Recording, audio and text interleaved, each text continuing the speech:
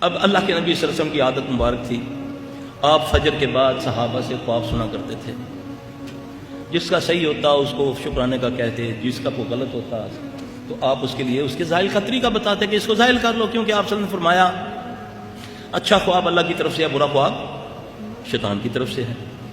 اب برے خواب کو زائل کرنے کا طریقہ بڑا آسان ہے۔